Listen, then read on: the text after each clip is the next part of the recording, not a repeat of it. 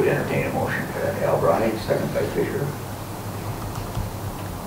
We have a motion on the floor and seconded to approve the resolution regarding the general obligation promissory note. Time I would like Joe Murray to come forward, and you can ask him any questions you want after he gives a short presentation.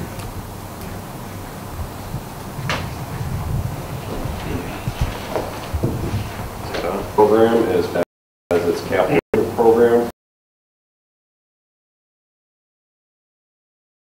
It is in the amount of $3,440,000 of general obligation promissory notes. The process of issuing a rating that's available, AAA is the only thing that's higher, but it's a very strong rating for a county, especially your size. It's based on your strong. Part of the process is actually going out and receiving bids on your sale of the notes. We do it through a competitive sale. Yesterday we received on your behalf 5 bids. 4 of them came within 4 basis points. A basis point is 0.01%. So within 5 basis points shows very good competition. The cover bid, or the second place bid, came in 1 basis point higher, and as I told the executive committee meeting this morning, that the difference in that bid was $2,000 in interest cost.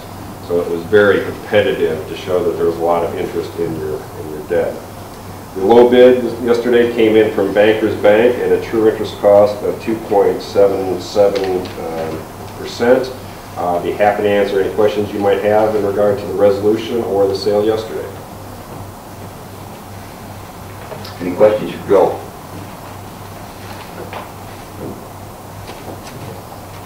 Okay. Thank you. Thank you, Joe. Back to the resolution. We have a motion on the floor and seconded to adopt the resolution. Is there any further discussion regarding that resolution? Seeing none, please go to the board and vote.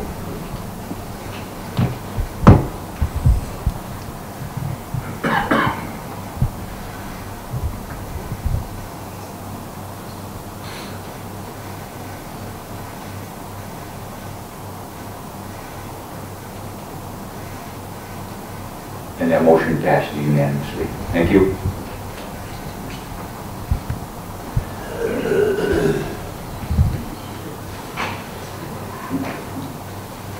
Pages 55 to 64 are the attached information. Those blanks have been filled in with the material that you have in front of you.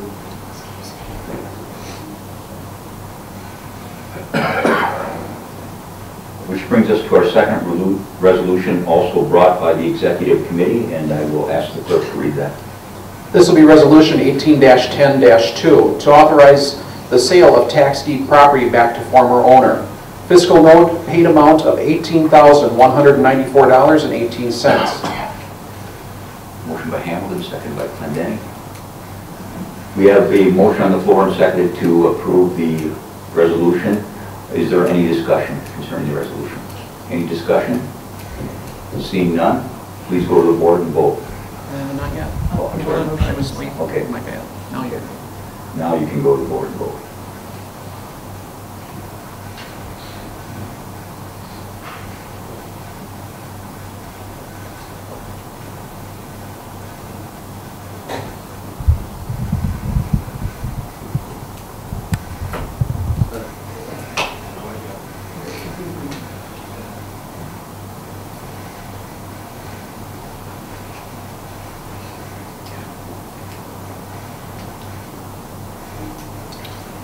That resolution passes unanimously as well. Bringing us to our third resolution, also brought by Executive, and I would ask the clerk to read that. This will be Resolution 18-2-3 to authorize the sale of tax deed property back to former owner. Fiscal note, paid amount of $12,908.26. Motion by Hamilton, seconded by Bry. We have a motion on the floor and seconded to approve the resolution. Discussion. Any discussion on the resolution? Seeing none, please vote.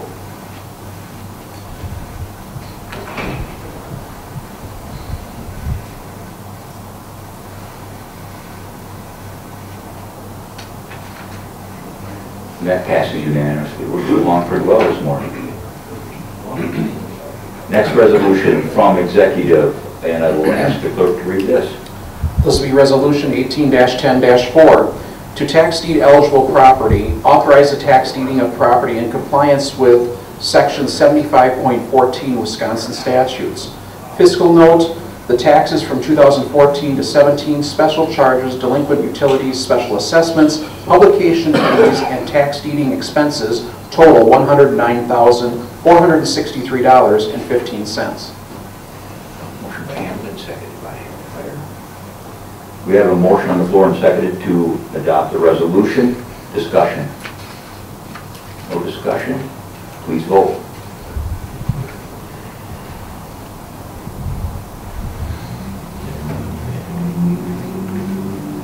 And that resolution passes, that motion passes unanimously.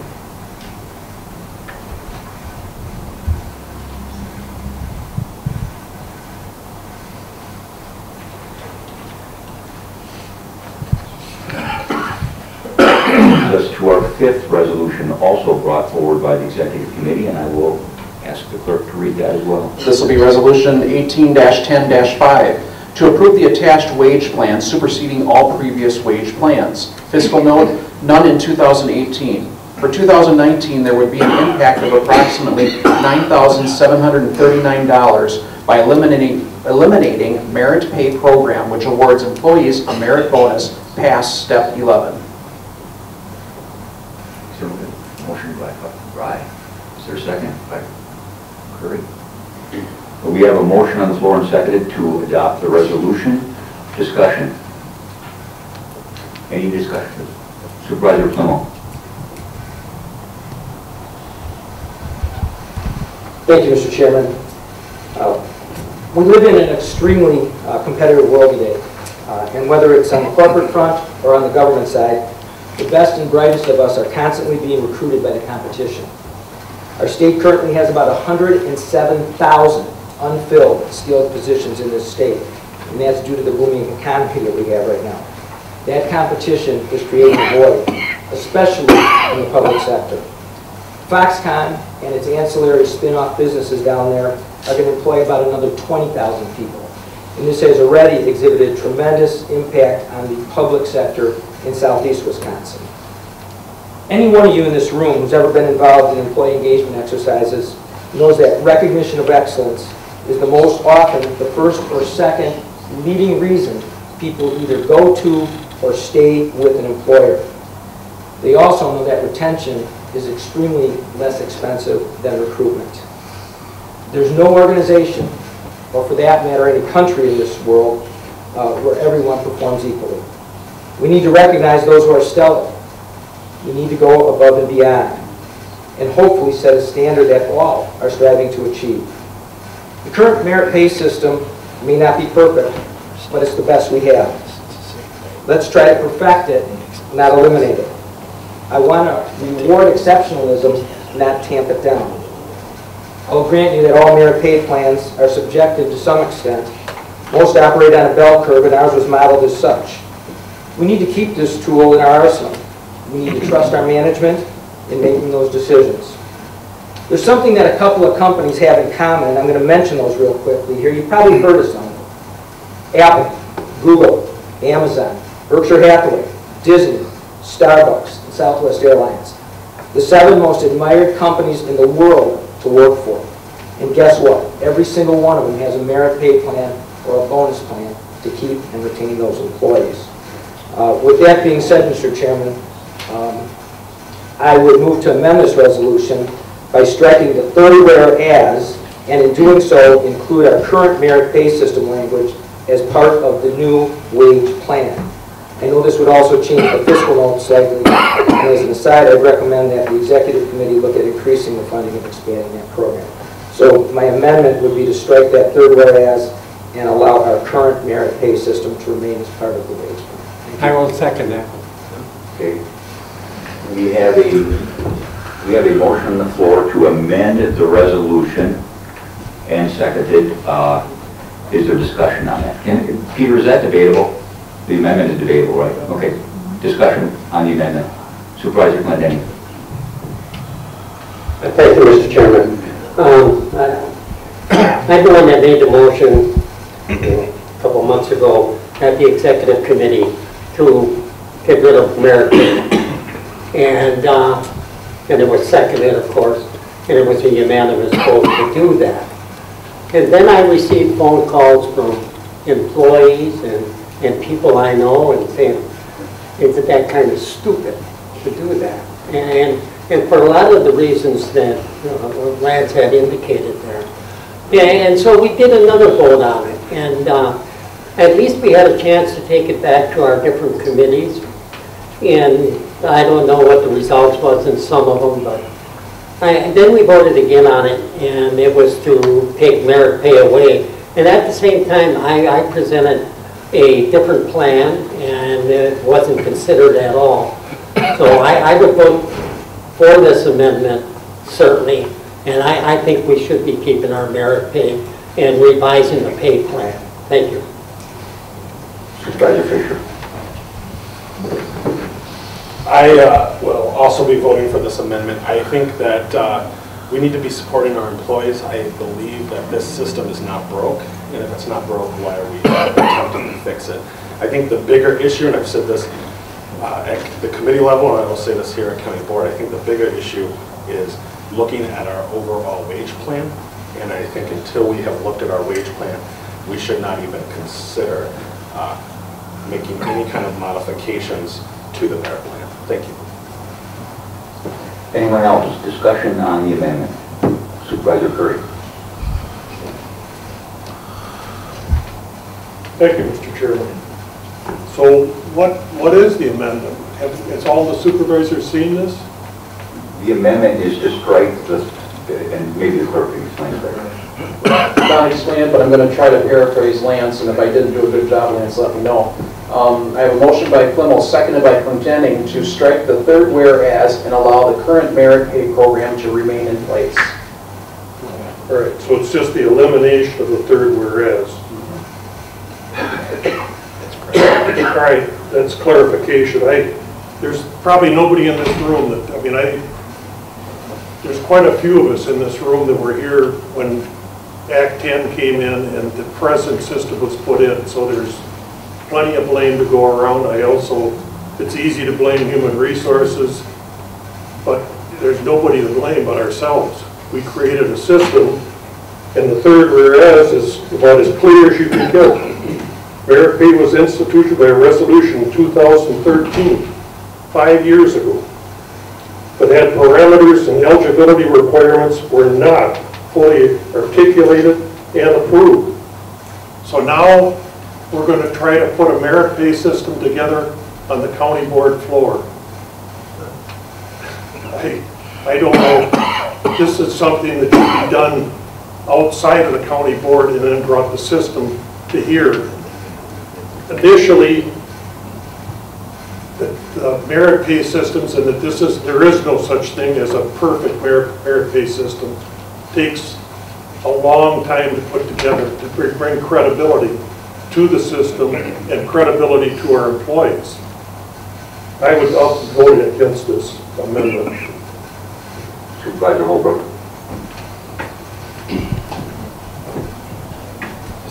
Thank you, Mr. Chairman. I too will vote against this. The thing that strikes me about it, not fully articulated and approved. There really are no clear guidelines about who or how someone gets selected for merit pay. And I think when something is that subjective, it opens the door for an awful lot of people who were not selected to be looking at that and say, well, it's the old familiarity breeds contempt kind of thing. And I think that I believe in merit pay. I just don't believe in this one. I think that the best way to acquire and maintain good employees is by having an equitable pay system that rewards people for the good work that they do.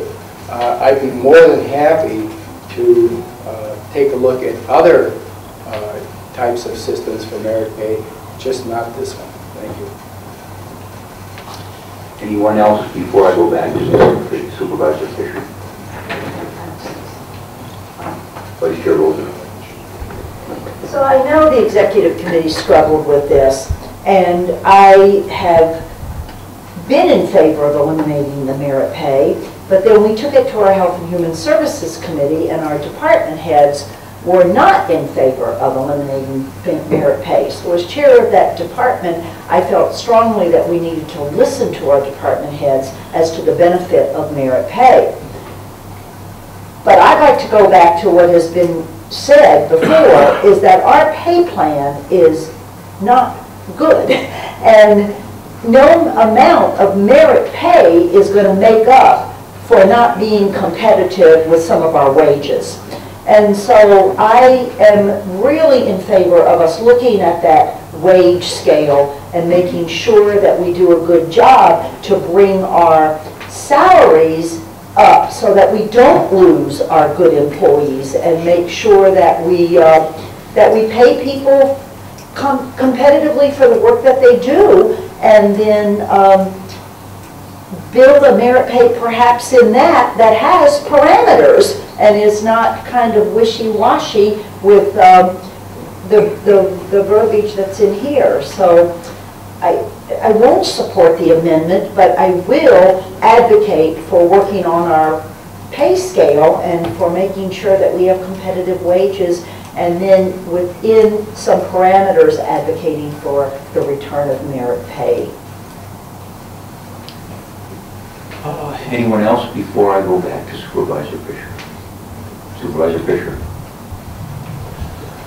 Thank you, Mr. Chairman. I would just like to add that by eliminating this, we in 2013 obviously put a system together. I can appreciate the verbiage saying that it maybe wasn't fully articulated, but there has been a system in place. The department heads have been following that system in order to reward people who are eligible for merit pay. And again, I do not believe that we should be eliminating this before looking at the overall wage plan. Thank you. Supervisor Clinton.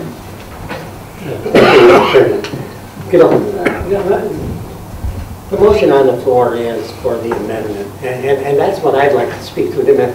How did it get here? And we mentioned, I used to be a union president, and yes, this plan was bad, but it was negotiated. What's the best? Do we give people pay for performance, or do we give them merit pay? And the choice was with the committee. We'll say, well, we'll give them merit pay because we don't believe in pay for performance. It gives you a bunch of brown noses. So that was it. And I think this is a good plan to put that back in there and work on the plan itself. To just eliminate it and you have nothing, that's telling our employees something. Further discussion on the amendment. Supervisor Clement. Thank you, Mr. Chairman. This amendment was not made in any way to thwart the new wage plan. I think that's a great idea. If you have a plan that's 5 years old, it probably isn't really a plan anymore. What this has done, the intent of this was to keep merit pay, because no matter how good your wage plan is, no matter how good that scale is, there's always somebody that will excel. And that's the person you want driving the department. That's what you want everybody to aspire to be. The verbiage in the original resolution that said it was never articulated fully, I would disagree. A point system was put in place. It is somewhat subjective, but it's subjective at every one of those other companies. You have to trust your supervisors and ultimately the department heads and the board to look at those and ascertain if they truly are realistic in those evaluations of those employees. But at the end of the day, you really need to reward those employees.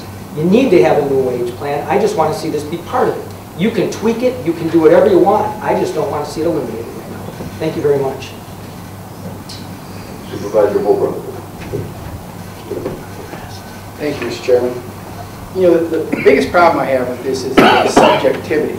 I've been involved in at least 2 programs where employees were rewarded for excelling.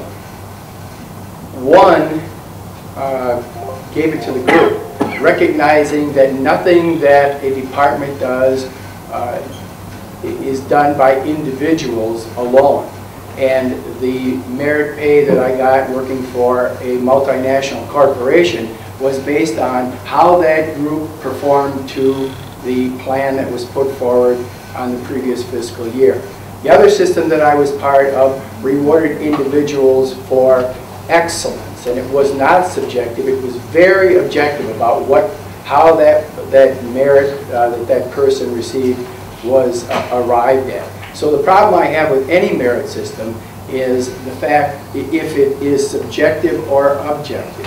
And I think when you say that, well, there are multinational corporations out there that all have merit plans, that's true. I mean, I wouldn't deny that, but almost every single one of those plans are based on group performance and not individual performances. Raises are provided to individuals who excel on an individual basis. Merit plans usually reward the group. Vice Chair Wilbur. So I just, thank you, Mr. Chairman. So I would like to just make sure that I understand this, because we're throwing this word employees out pretty liberally, but it's my understanding that the merit pay is only applicable to supervisors and department heads. Is that my understanding, and is that correct? Okay, because we're talking about all employees, and I want to make sure that people understand that this merit pay program is only applicable to supervisors and department heads. Further discussion on the amendment? Seeing none, does everyone understand the amendment? I'm going to have the clerk reiterate one more time, please. The amendment states as follows. There was a motion by Plimmel, seconded by Clendenning, to strike the third whereas and allow current merit pay program to remain in place. Are there any questions regarding the amendment? Seeing none, please vote.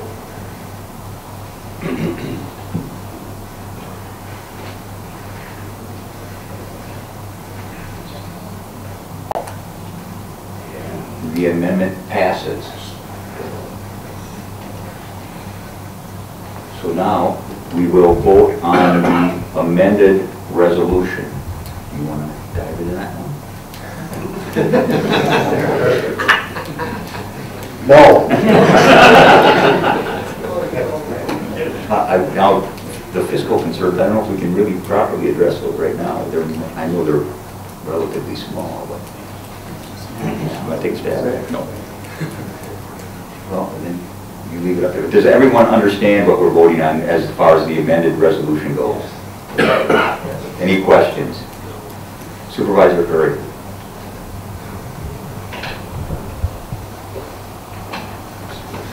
Thank you, Mr. Chairman. No, I guess I don't understand. So we've taken the third whereas out of this. Now you have to read. So now you're going to have to explain, now it's going to have to be explained, at least to me, what we're voting on. We're voting on a resolution. But about what? What's the effect of this amended resolution? The attached wage plan, there are a few other things in the wage plan itself besides the merit pay that has been changed. Kim, can you answer his question without objection from the county board? Kim?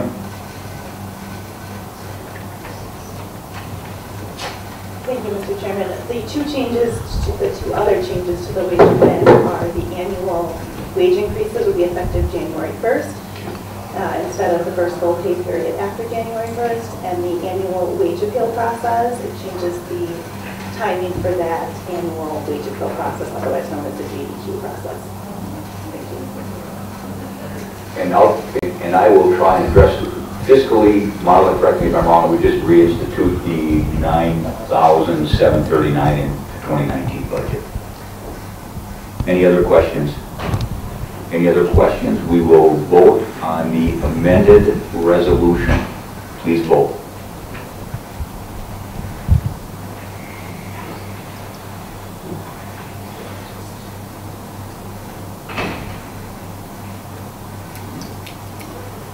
And that resolution passes 17-2. Thank you.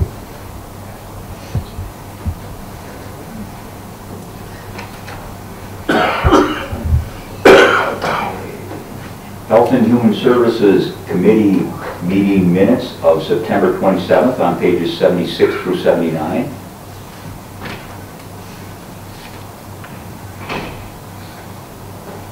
Health Department, 80 through 83.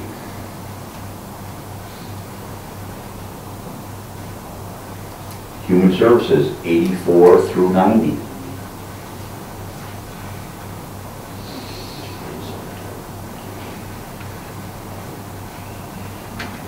Veterans Department, 91 and 92. Public Safety minutes from September 10th. And I think there may be another one in there, 93 to 98.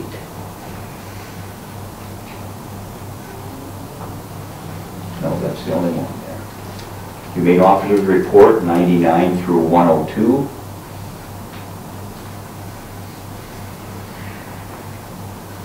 Coroner's Report, 103. Various Sheriff Department reports on 104 through 110.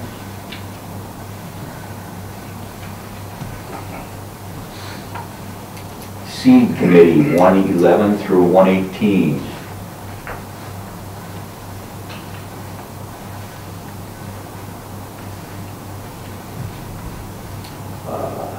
Hit Beck Board, 119 through 122.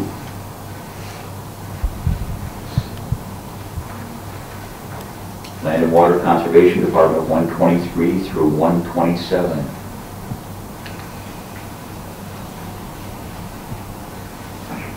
Planning and Zoning, 128 through 134.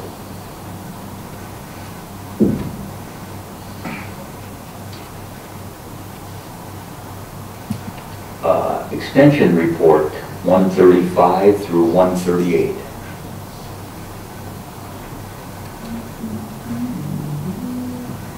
J&L, 139 through 141.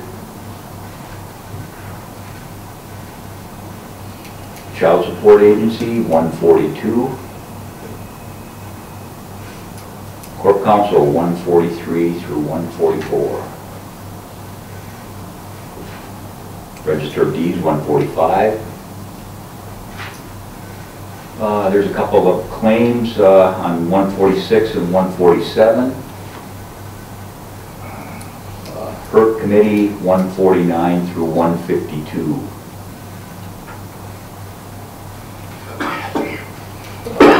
Highway Commissioner's Report, 153 through 157.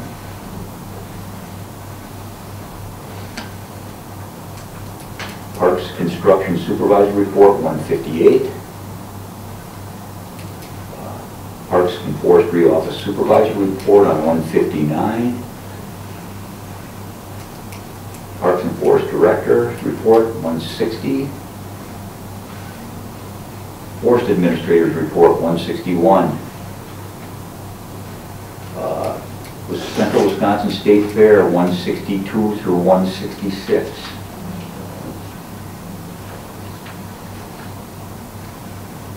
Fairgrounds Commission, 167.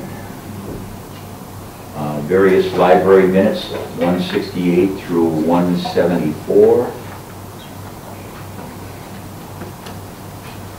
Which gets us through the packet and takes us to our next and last special order of business.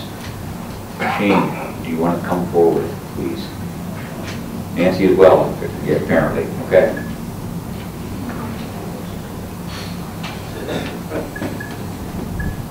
Okay, 75.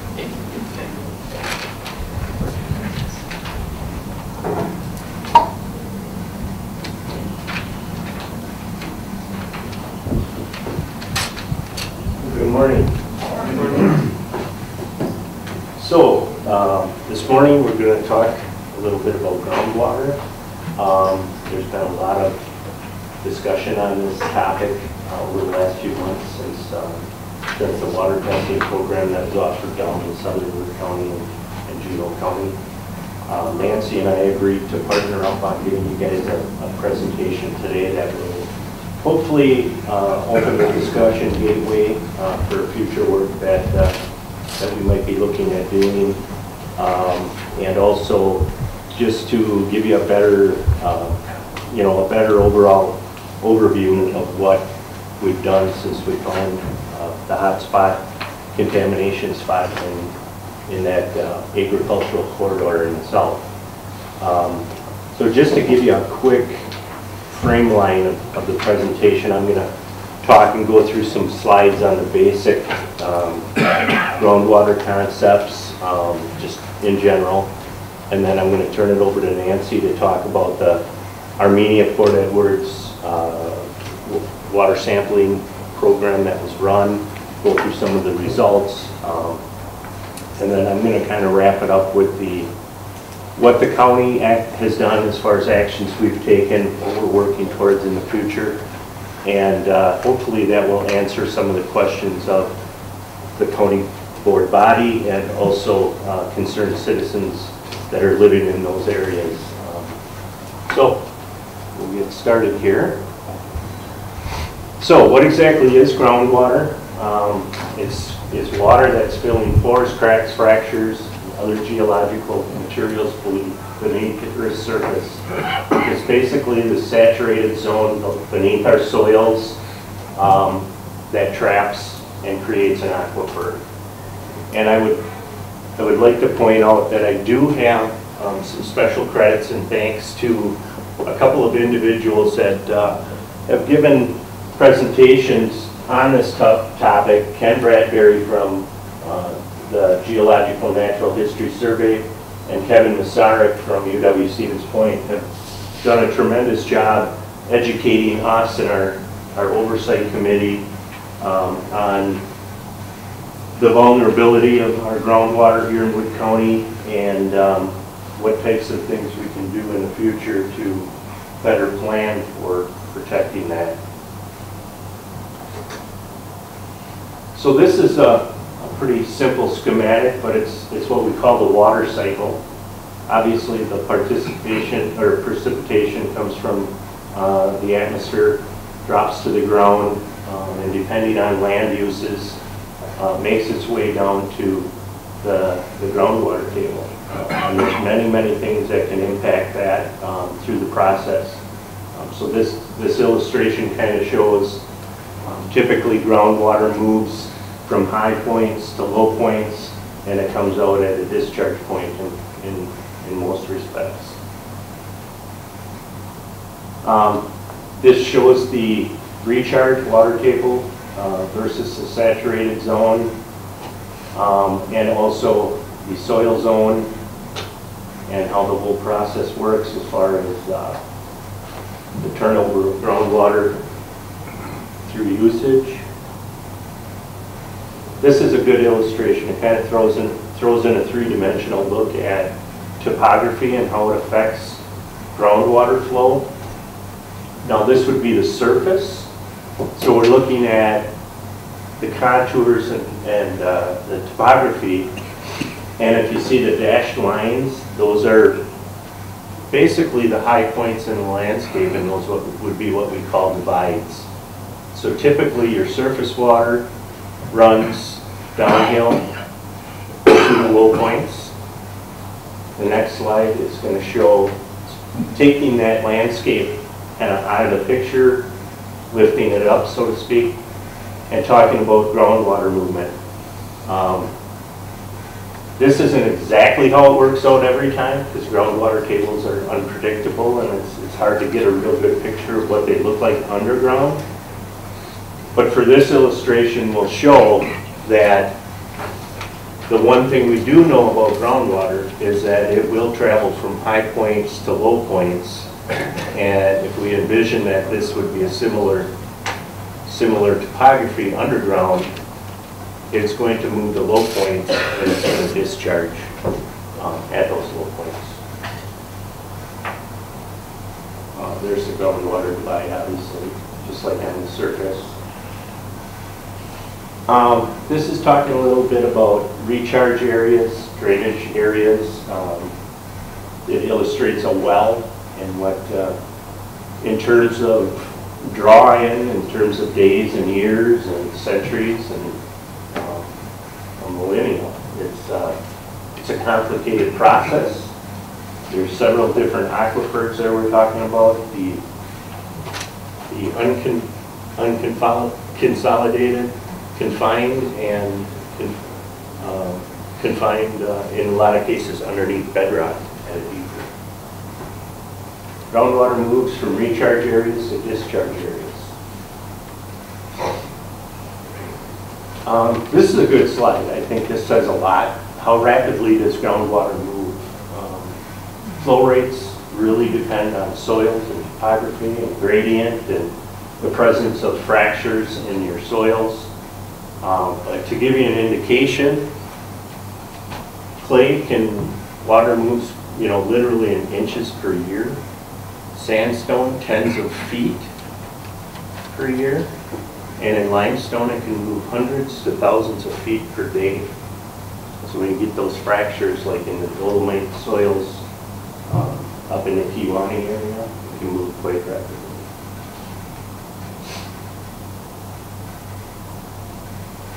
How do streams and wetlands function? They generally do function as discharge points. So a lot of these are fed by the actual water table. They are fed also by surface water, but primarily they get their base flow from groundwater. This just gives you an indication statewide of the different types of aquifers we have. Look at the eastern edge of Wisconsin. We're up in the Solarian Dolomite. That's the Kiwani, Door County soils that have the fractured bedrock. The crystalline aquifer, we have a little bit of that in the north. The sandstone aquifer in the south. And the mid-continent rift system in the extreme northwest. This is a general groundwater map for Wood County. This is ancient. This is probably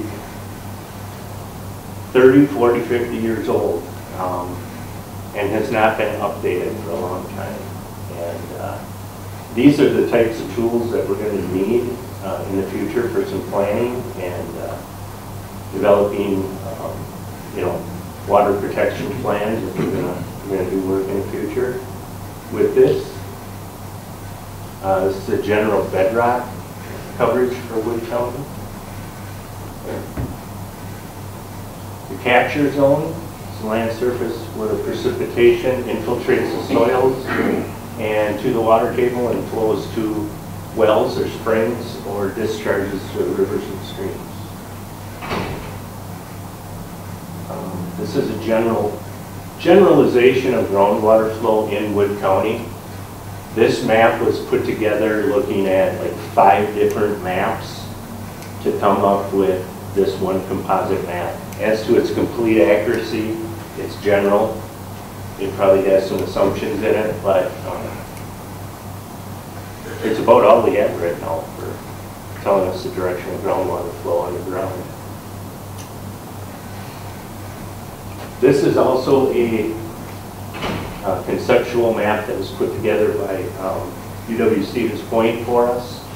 It kind of gives us a general idea of the groundwater contamination susceptibility of our county. Obviously the red is the most susceptible, all the way up to the green, which is less susceptible. And that sort of corresponds to the central sands soil breakdowns.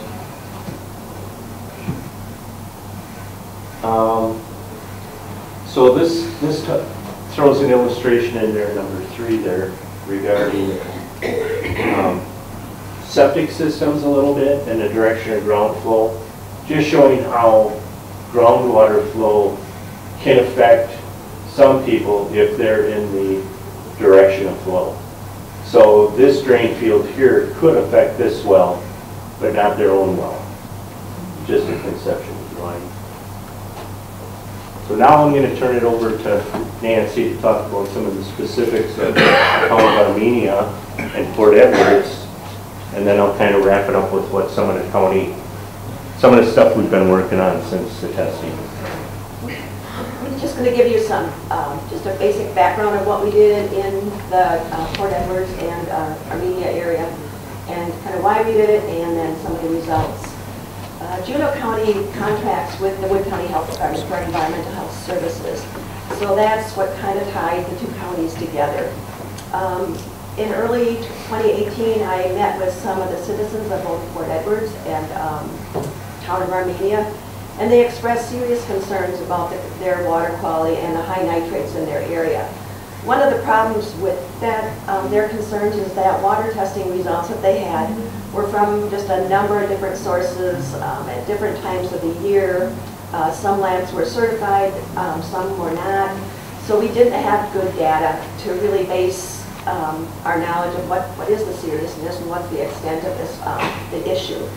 So I worked with Barb Thies, who is the health officer from Juneau County, and Matt Kaniski, who is from the Juneau County Land and Water Conservation Group, to come up with a plan of what we can do for these people, both in Wood and Juneau County, that seem to be having issues with their water.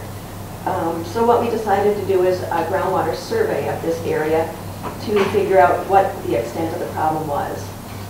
So this slide just shows you the general area that we were concerned about with the watersheds that are involved in this area. The process. Notices of the sampling went out to the town of Armenia, homeowners, and some of the residents in the town of Port Edwards. We required pre-registration for all our participants. We worked with the UWSP Water Lab in order to have a certified lab that would both analyze the water samples and then provide an educational program when we were done with the program. Homeowners were offered a $25 subsidy for testing their water, which really helped. Some people can afford the water sampling, some cannot. So we were really lucky that Juneau County was willing to put in money for the testing that was done in Juneau County. And then the Central Wisconsin Nature Foundation, after we had already sent out the Armenia notices, came up with some funding to help the town of Port Edwards as well. So we had more money to spend to expand the testing into Wood County as well. So then on May 30th, we had 7 two-person teams consisting primarily of Health Department and Land and Water Conservation staff from both counties that went ahead and conducted the groundwater survey. Again, this is, Shane showed you the whole map of Wood County. This is just the area that we are looking at, just showing you the contours and the elevations there. The next slide shows the groundwater flow, and you can see that you know, some of the flow is going towards Lake Petenwell, and then others are going to the creeks that will to the north of this area that will eventually feed the Wisconsin River down the line. This is the groundwater divide, so you can see that some of the water is going directly to the river, some is going the other direction, but again, you know, as it joins, the water is going to go into the surface water, which will then down the line end up in the Wisconsin River as well. This map shows land usage, and it's in this area. So the yellow is the agricultural, so those are all the cultivated lands. The green is forest land, and the darker blue is the wetland areas, whereas with the light blue being peatland. This shows you the distribution of the water samples that we did there. So you can kind of see in some areas we did more, some less, but it was all based on participation, and those we didn't target these areas. These are the people that chose to join in the program and do the water sampling. These are the depths of wells, and if you can see, if you can look at the reds and the blacks, those are all of those wells are like 25 to 50 feet. So most of the wells in this survey area are fairly shallow wells, with a few deeper wells as we, you know, off to the west.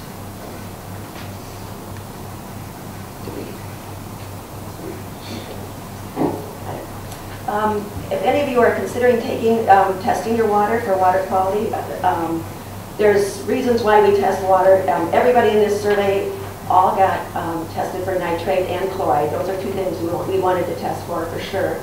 Some people chose to do a homeowner's package, which meant they got a whole host of tests. So that was up to the homeowners to decide how they wanted to use their $25 subsidy on just the nitrate and fluoride or the whole package. So tests important to health. We always tell everybody bacteria and nitrate. Those are the main things we always want you to test for. But there are other things that are also important to health. Tests for aesthetics. In Wood County, a lot of places have high iron. They may have hardness. There may be manganese causing coloring problems of the water. Other important things are saturation index. We need to know how acidic is your water. Is it going to be aggressive to your water system or not? That might tell you how your water is working with your plumbing.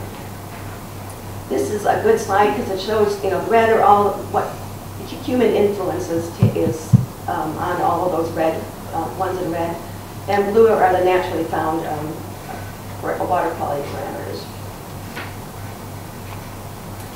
So starting with chloride, less than 10, that's pretty much natural.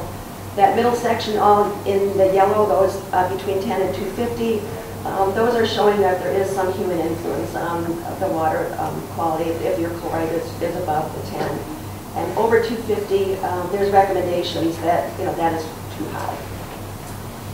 So with our test results, it's pretty much 50-50. All of the blues are pretty much in the safe range under 10, and then the other colors are the ones that are 11 to 50. So we didn't have it. That was about half and half had chlorides that were impacted. Now here's the big one, the nitrates and nitrogen, and this is the one that we knew we were going to have issues with based on the information given us to us by the homeowners. Less than 0.2 is considered natural. It's transitional around 2. And between 2 and 10, we do have some human impact going on. We know that there's something going on to affect the water quality.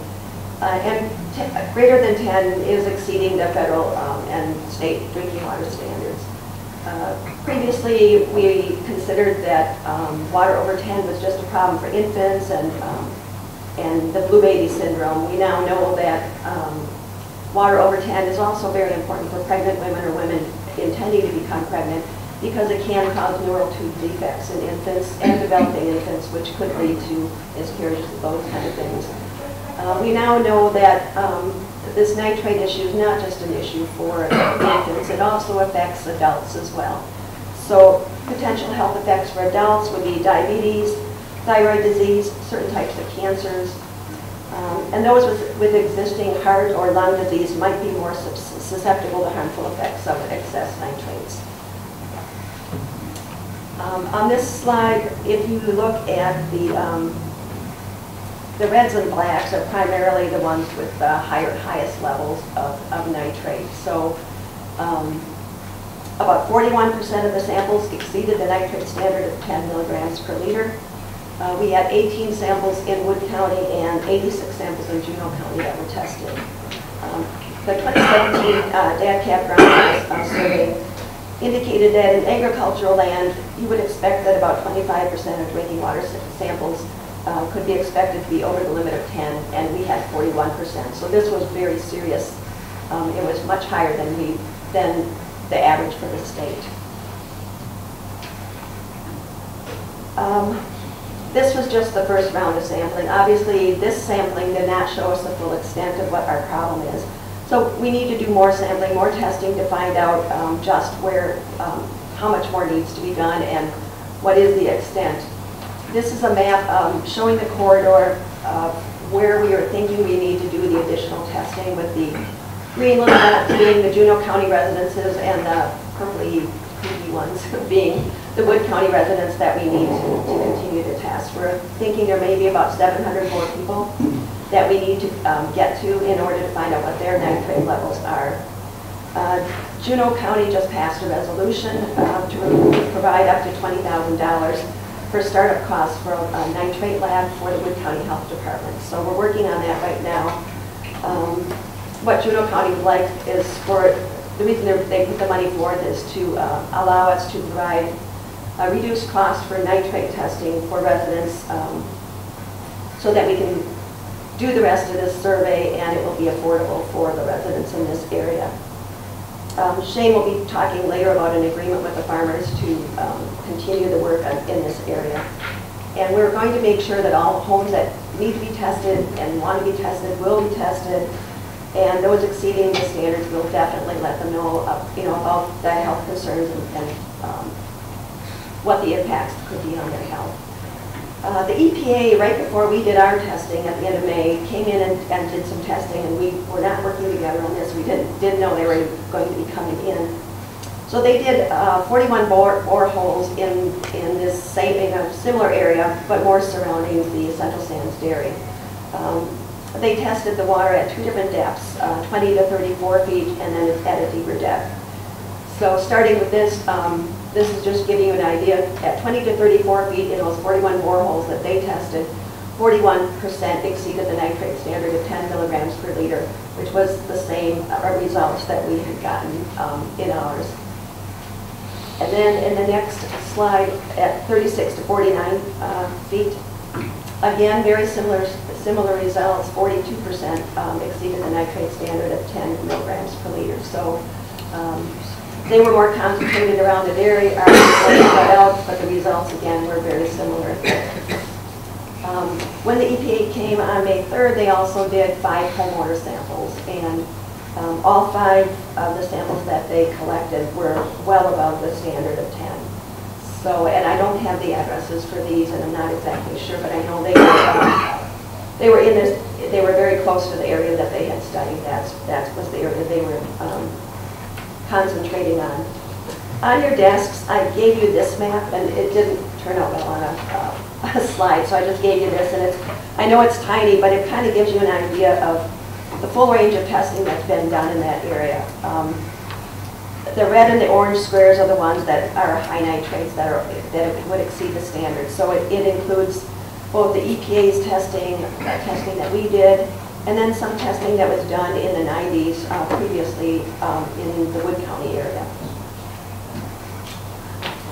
So recommendation, if the nitrate is above 10, don't give the water to any infants, women who are pregnant or considering becoming pregnant. So that's a given, and we have to be very careful with that. But then all people should be avoiding long-term consumption of water if it's greater than 10. And if you're going to rely on water treatment to make sure that your water is safe, you need to be testing that water periodically to make sure that your system continues to provide safe water for you. And if you are at less than 10, but you're in one of these vulnerable areas, you really should still continue to test annually to make sure that your nitrates remain below 10. And if greater than 5, you're really starting to get some human impact there, and you should consider bumping up your testing schedule to quarterly for at least a year to understand your variability throughout the year. The nitrate level will vary throughout the year, but over time, as some of the folks in Port Edwards will tell you, it can continue to grow. So what can be done to reduce nitrate levels? We need to look at long-term solutions. We have to look at the right tools, and it could take years for a response. I think when Kevin Massar did the presentation for the town of Port Edwards in Armenia, if all the agricultural process stopped right now, it would still take 20 to 30 years for the water to totally clear. So it's not something that we can, fix overnight, but over time with changes in practices, we may be able to.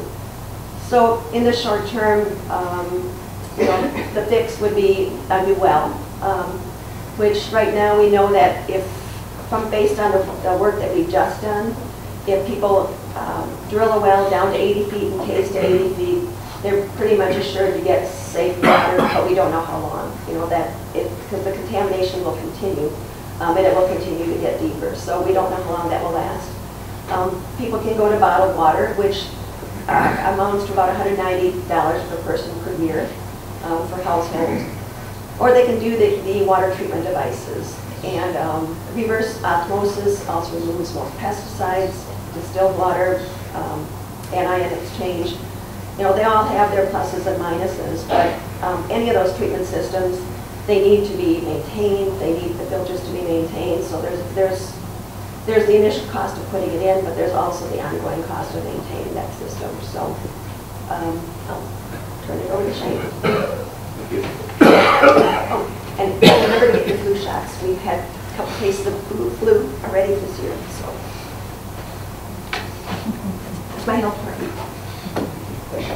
All right, thanks, Nancy. That was pretty enlightening. So what I'd like to talk about next is kind of what has been done since the well sampling results have come back, and what sort of some of the actions are that the county has taken since we found out there was such a high percentage there. So the number one thing that happened was the formation of the Armenia Growers Coalition, also known as AGC. They came forth themselves, represented by 3 farms that currently predominantly control the agricultural corridor in the western side of the Wisconsin River and south of Port Edwards, north of Necedah, and east of several natural and wildlife areas. So they came forth as a recognized group in response to the water sampling results. So what I've got here, I don't know if it's 41 or 42%, I've seen both numbers, but in response to the 42% of the wells exceeding that 10 parts per million, the coalition has voluntarily coordinated, collaborated with the counties, both in Juneau and Wood, the DNR and the APA, in a response effort for the residents to offer them bottled water until they can install a water treatment system in their homes at a point of, they call it a point of water treatment. So it's not going to be the entire plumbing in the house. It's going to be probably one tap that supplies drinking water to the household. The AGC has also drafted a memorandum of understanding, and that was proposed to DNR, Juneau County, Wood County, in an agreement to develop a clean water plan. Kind of look at not only just the immediacy of getting bottled water and treatment systems out to people with high nitrates, but to also work on a little more mid-range to long-range plan. Obviously, from the maps that Nancy showed, we only sampled a small percentage of that corridor. There's probably a lot more nitrate-impacted wells out there that we're not aware of yet at this point. And so there's going to need to be further testing to get a better handle on that. All parties including the EPA, have reviewed this MOU. Health Department, Land and Water Conservation, our county attorneys, our DNR, and our EPA have discussed and reviewed this document quite thoroughly and offered some suggested changes. Just so everybody's aware, this is a completely working draft yet. Nothing has been set in stone. When we got the original proposal, we had some serious concerns with it, and so we countered with a lot of our, concerns, and that's been, in development. And so we don't have an official signed MOU or anything at this point, but just so everybody knows, it's being worked on, and we're getting closer to the point where we think we have a final product. But at this point, it's still in a draft form.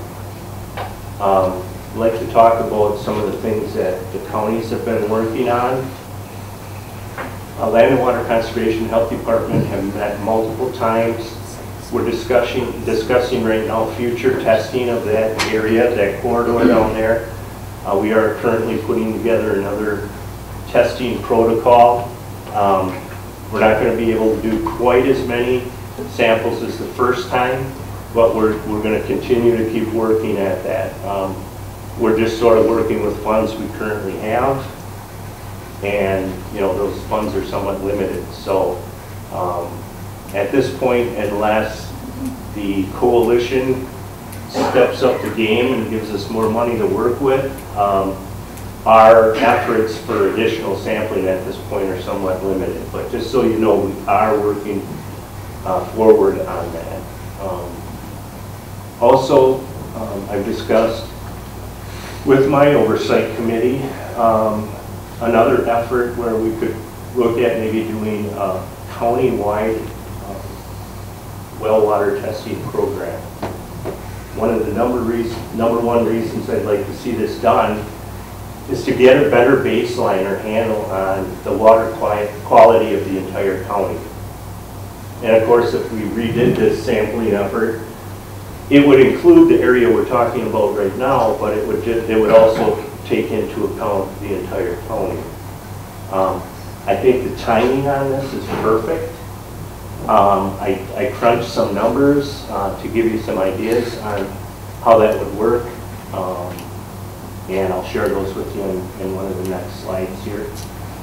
I've also been talking with my oversight committee and department heads and other individuals about a long-term goal of potentially creating a groundwater flow model for the county, which would be extremely helpful in planning groundwater protection throughout the county, giving municipalities, townships, planners, private consultants, the county board, the tools that we need to make some smart choices as far as water quality protection, and doing that using science. And lastly, Nancy mentioned this before, Juneau County stepped forward and presented Wood County with $20,000 to basically buy the equipment, set up a nitrate testing lab in-house, and they've already been purchasing the equipment, and they'll be working on setting that up, but they're going to have to go through several processes of certification and other things before they're up and running. But the end result basically is we're going to have a very cost-effective, affordable means of doing nitrate testing, which really at this point makes a county-wide sampling even more attractive.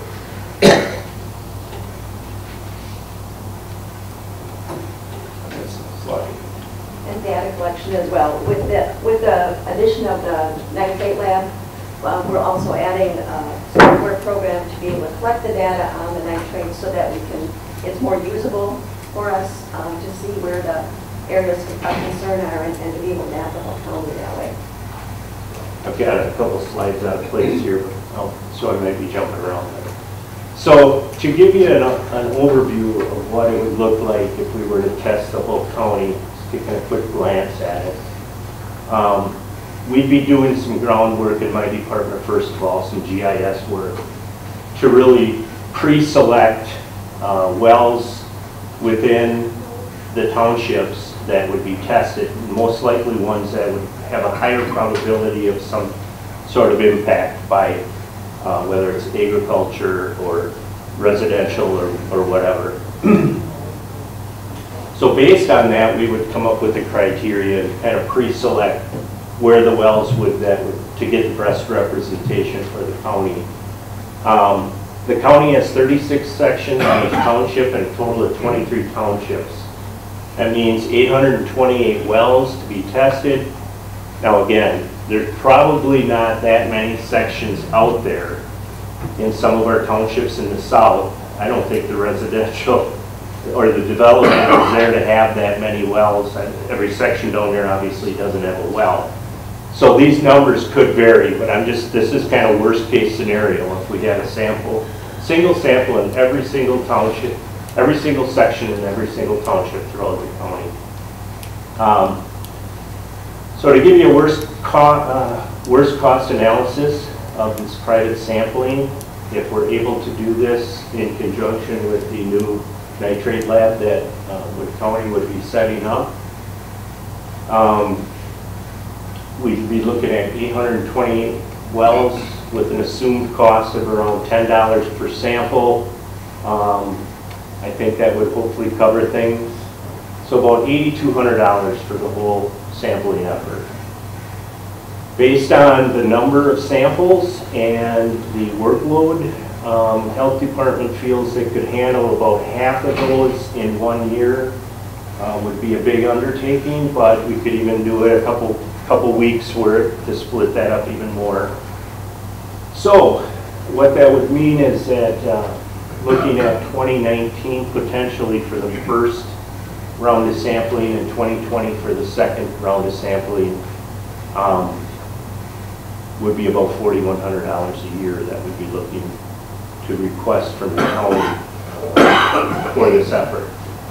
So I have been given a green light from my oversight committee to bring this forward to, I'm going to take it to Health Department's oversight committee in November, and then hopefully put a resolution together and bring it to this body for a vote later in a month or two. So that is one of the efforts we're working on. Yes, sir.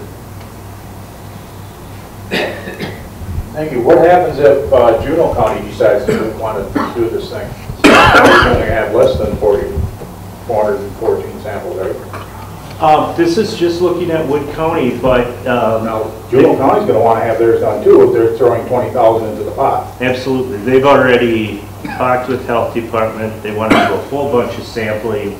It won't be in conjunction with this effort, but they'll be, they got first dibs right now on this lab once it's up and running because they want to do continuing testing.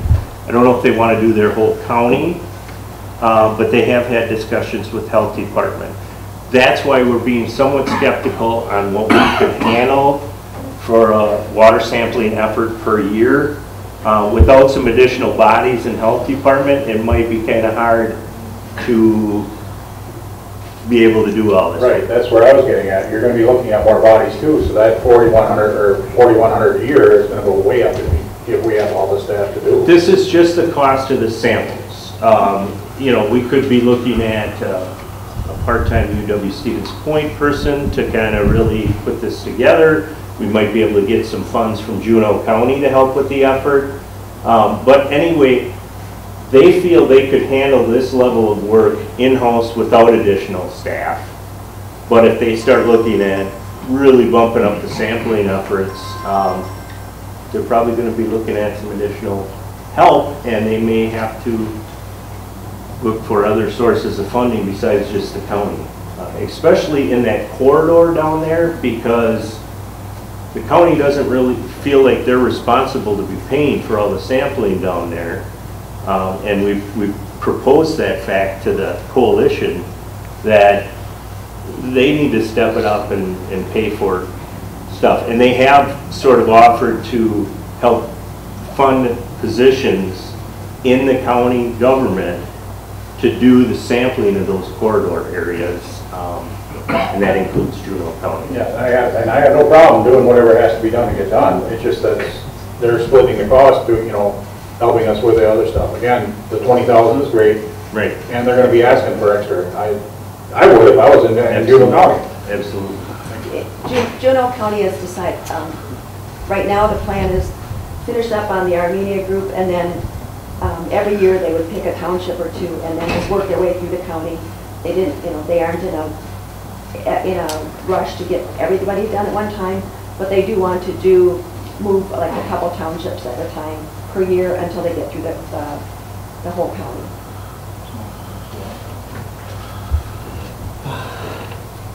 I don't know when to go to this ordinance, but I see they're mostly concerned about cables. Well, already now your Vespo girls are producing this water for these people. And there's a problem, all been a problem with the potato fields because they go way over above the nitrogen that the line can handle. So are we just going to consider cables here, or are we going to go after the vegetable growers? Because actually they must, why are they giving us money now in order to for good water to these people? Because there are no limits on how much nitrogen these people can put on their potatoes. Well, a farmer has to use his nutrient management plan, we're only limited so much nitrogen. I guess in response to that, before your question, is that this isn't a proposed ordinance, this isn't proposed regulation. It's me as a department head providing information to the county that I think the timing is really good to get a better handle on our water quality countywide. What we do with that information, what we have, it will help us better plan what might be needed down the road to protect our citizens in Wood County. So this is just talking about water sampling of our current wells in a distribution method throughout the county that's going to give us much better information than we have right now. This isn't about vegetable growers or dairy farmers or CAFOs. This is about water sampling. That's it. So, Mark, you got a question? Thanks.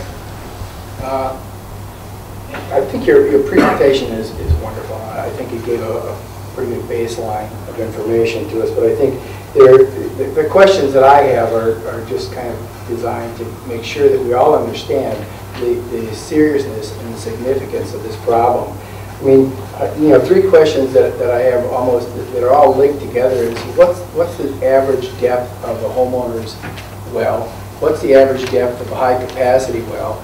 And when that high capacity well is pumping, 800-900 gallons per minute, what does the conic compression look like? What's the impact that has on the water table above it? Because right now we're looking at wells that are 40, 50 feet deep, and we're seeing high levels of nitrate. And probably a fair assumption is that the aquifer that the high capacity wells are tapping into is below that surface area. But when they start pumping 1,000 gallons a minute, that cone of depression does what nature wants it to do, and that is pull down the water above it. So essentially, I think over time, those aquifers are going to be polluted as well. And when the DNR says people should dig a well that has a 60-foot casing on, how long before the bad water gets to the 60-foot level or the 70-foot level? The second area of concern I have is, it's great that the people from town of Port Edwards have this resolution that they want passed forward. I think it's really an indictment upon us as a group that we have not addressed this problem looking at the preventive steps that need to be taken in order to stop the process from happening. Our constituents are individuals that live on this land, whether they're in the town of Port Edwards or they're our neighbors in Juneau County. And when I ran for this office almost a year ago, water was a problem, and we knew about it. We've known about the results of these well tests now for 6 months, and we still don't have an MOU that is designed to protect the people that live on that land. We heard from one gentleman this morning who has 2 daughters that lost their pregnancy. And, we can't point a finger and say, well, that was the problem. But when you're looking at wells that are well over 10 parts per million, and they're drinking that water, there's a pretty strong suspicion there.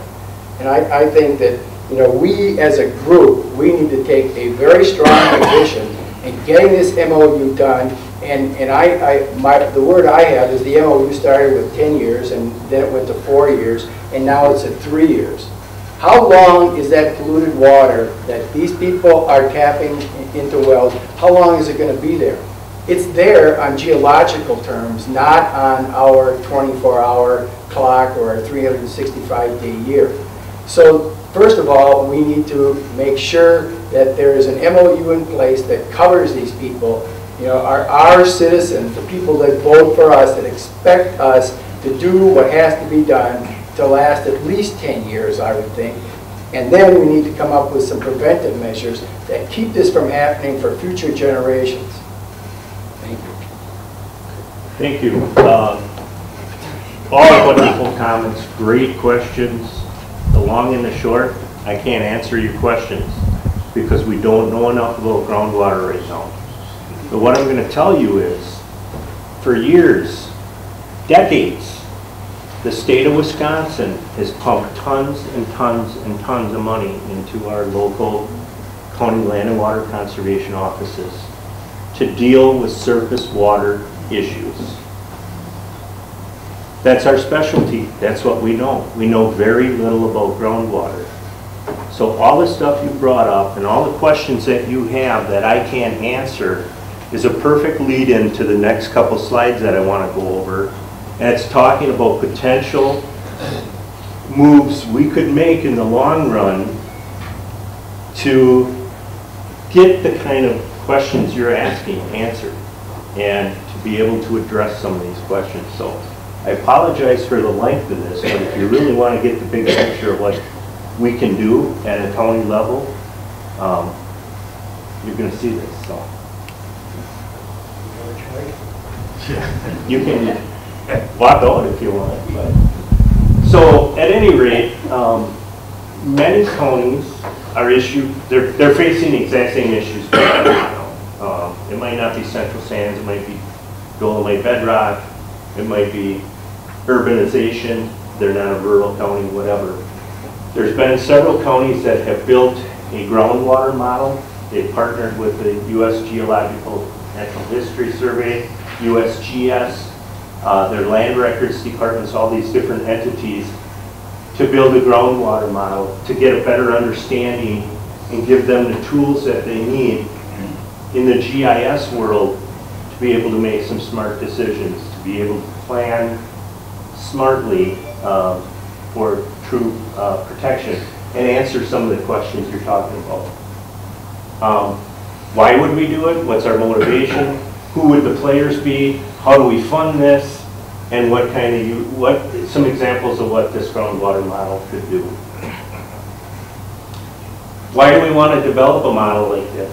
I just mentioned a few minutes ago, our state government has program focused on land surface forever. We know how to fix surface water problems. We have the tools to fix surface water problems. We know how to model those problems. We have all the tools and we have the money, but we don't have it for groundwater yet. So this would be a huge step in the right direction to give us the tools to isolate where we can find the problems and how we can address them more properly. Most of you might remember in the early 2000s when the Superior Big Springs bottling plant was proposed down in Portage County. That got shot down. There was a lot of concerned citizens with the drawdown and the impacts that that might have. That was Adams County. That's all right. I said Adams. Oh, I'm sorry. There's also an increased demand for further information about the interaction of what we're doing on the land surface and what's actually happening, underground in the groundwater table.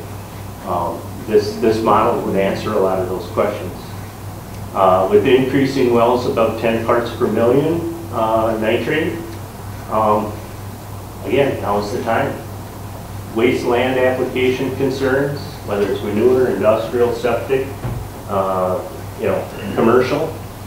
Well protection planning for our municipalities and communities, flooding, and quality and quantity. We all keep talking about quality and quantity. Right now, the state of DNR, or the DNR office is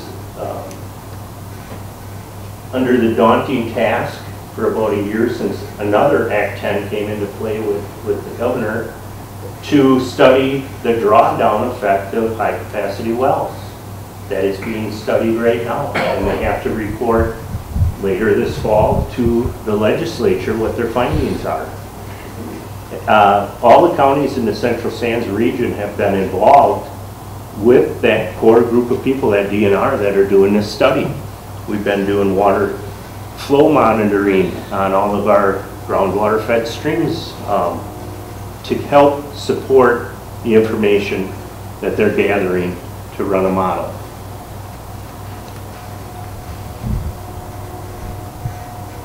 Who would some of the players be if we built this model? Obviously, Land and Water Conservation, Health Department, land records, planning and zoning, emergency management, economic development, highway department extension, local units of government, city, village, town, and of course, the natural history survey and USGS would be big players. If we were to go ahead and design a model like this, it would probably be a 3-phase implementation plan. Now, these numbers, this outline structure I grabbed from another county, so I apologize, it's not perfectly catered to Wood County, but I want you to understand the outline and the procedural direction that you would go if you decided to do a groundwater plan here in Wood County. So it would be like a 3 to 4 year process once you sign a contract with the Geographical National History Survey. They're willing to kick in funds for this, and we can also go after some grants for this. But we have to tell them we're on board, and once we tell them we're on board, they start doing a lot of the background information, some of the deliverables to start building this model. And as you can see under phase 1, some of the deliverables would be an updated water table elevation map, an aquifer susceptibility map, and a groundwater recharge map. How powerful would that be to have a map that told us where our recharge areas for aquifers are coming from and how far they extend out? From a planning tool, that's incredible. So the cost for that kind of stuff in the range of $45,000. Hoping land records funds could possibly kick in some funds. And then again, I got question marks by these because we don't know who we're going to partner with and where the funds are all going to come from. But I'm just throwing this out there for everybody to get an understanding of what this is all about and how it could help the county and what kind of costs we're looking at. There are a lot of viewers out there that a lot of this information is compiled, but it's in 50 different formats. So part of the process would be gathering and analyzing all this data to build into this model. So right now you can go to the UWSP website and there's viewers like water quality, which will give you an indication by county.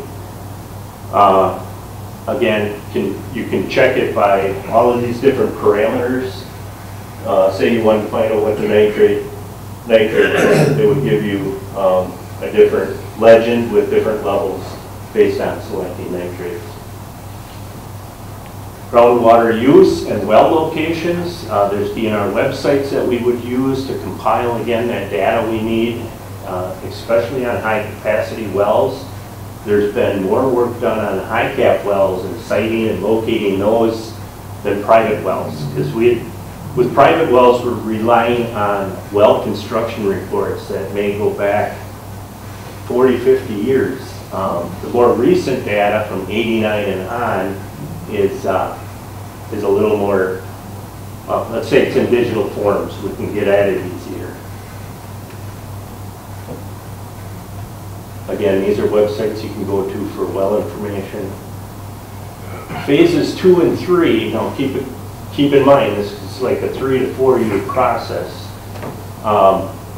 We would get bedrock geology maps of the whole county, the data compilation and bedrock drilling program, cross-sectional work and elevational work on geological formations, and very important to ensure that the quality of the groundwater flow model and its accuracy. This stage, if we partner with the USGS and the Natural History Survey, could potentially pick up this whole cost, which is very, very beneficial to us and makes this more tangible. Just a couple of examples of some digital layers that would be created in the process. Again, this would all be work that would be GPS or GIS related. These would be layers that would be built into our land record system that we could overlay on top of our existing base maps. And you can overlap these things any way you want to get any kind of information you need out of them. And the last phase would be the hydrology investigations and the development of the flow model itself.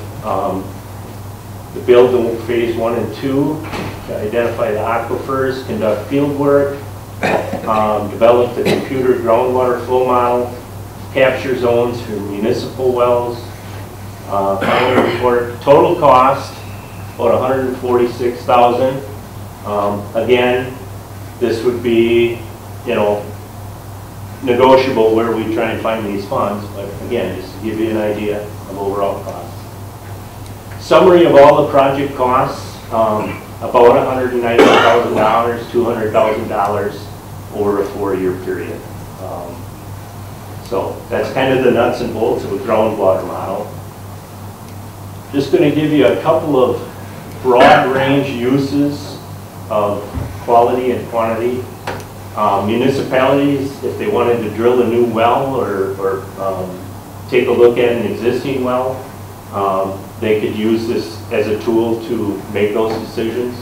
Private well owners, if they had quality or quantity issues, they could look at capture zone maps, figure out where their water's coming from, and make decisions that way. Agricultural irrigation, what impact that's having on surrounding wells. That's been a huge question forever.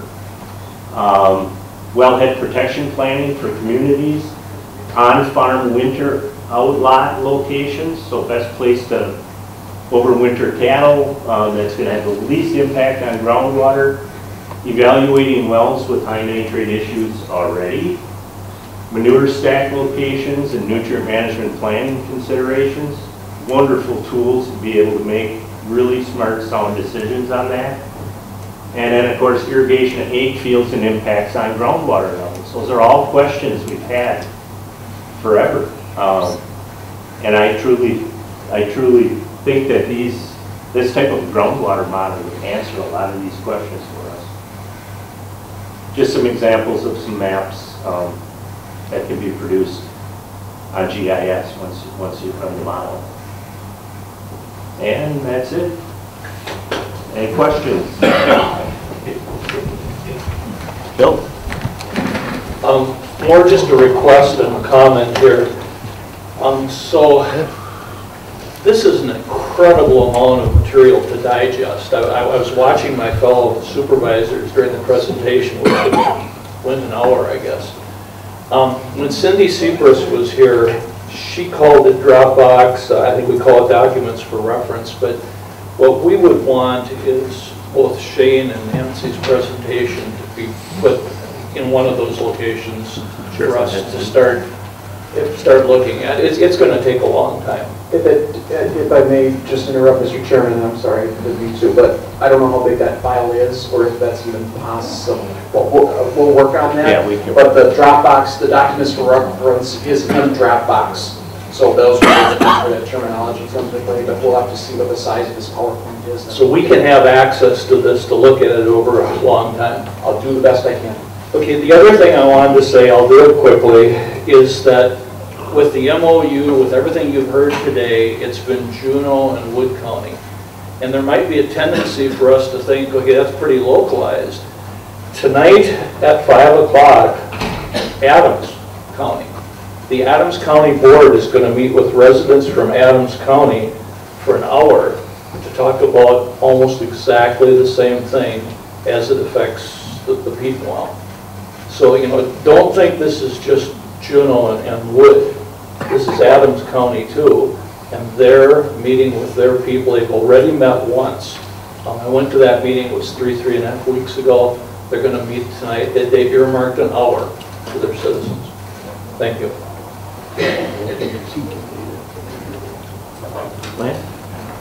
Not a question, just a statement, real quick. I heard Nancy say earlier that they didn't know what the EPA was doing, and maybe we could short circuit some of this testing time. Every real estate transaction in a rural area has a well, water, and septic test. All of that information is available already. There's thousands of those tests on file if somebody collates that information.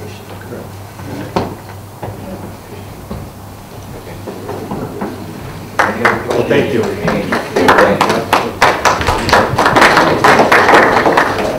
Supervisor Clendenny. Yes, Mr. Chairman.